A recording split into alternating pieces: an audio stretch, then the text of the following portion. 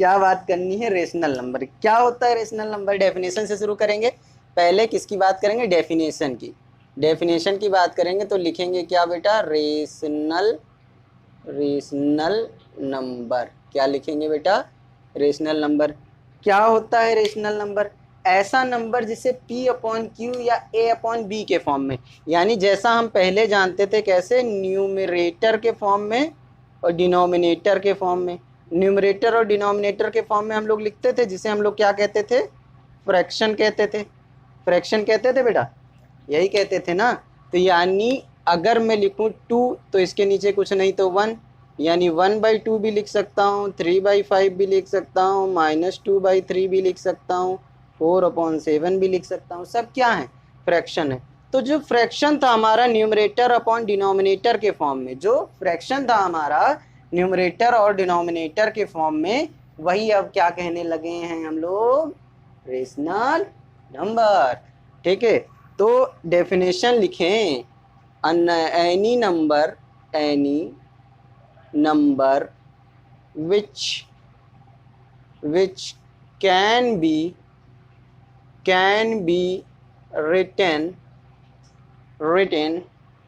which can be written in form of P upon Q, where P and Q are integers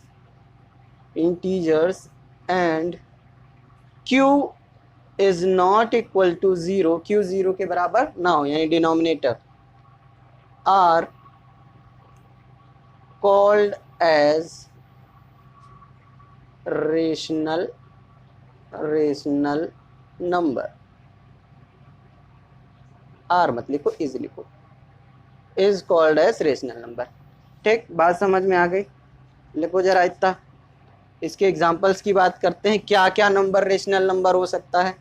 कौन कौन सा number rational number होगा?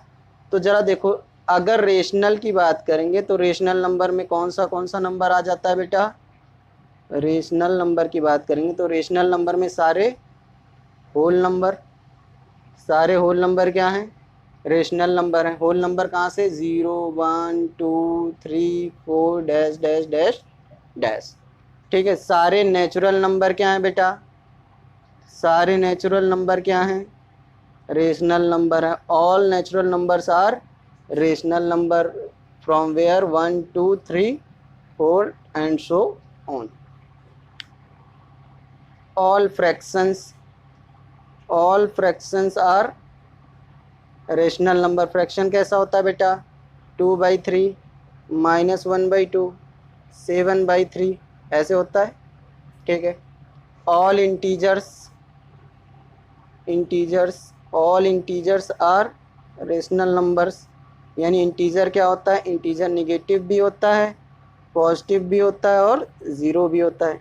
Negative integer -1 -2, positive integer 1 2 0, तो zero है ये। बात समझ में आ गई? चलो, ये एग्जांपल्स हैं। ठीक है। अच्छा, ऐसे थोड़ा अजीब लग रहा होगा, है ना?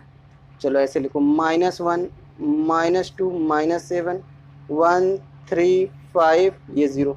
ठीक, बात समझ में आ रही है? सब के सब क्या हैं?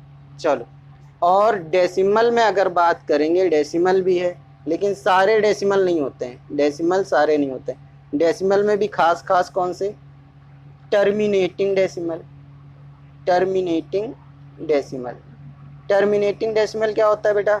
ऐसे देखा होगा आपने, 0.3 लिखा रहता है, 0.25 लिखा रहता है, जो आगे ना बढ़ता हो, डैश डैश ना लगा हो। ठीक है, ये भी क्या है? एक रेशनल नंबर है। बात समझ में आ रही है?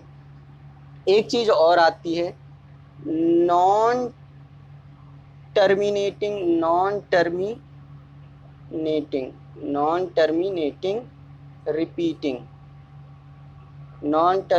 Repeating decimal. ठीक है, ये वाली चीज़ कहीं और लिखते हैं, टर्मिनेटिंग डेसिमल। चलो, टर्मिनेटिंग डेसिमल की अगर बात करें तो टर्मिनेटिंग में क्या आता था बेटा?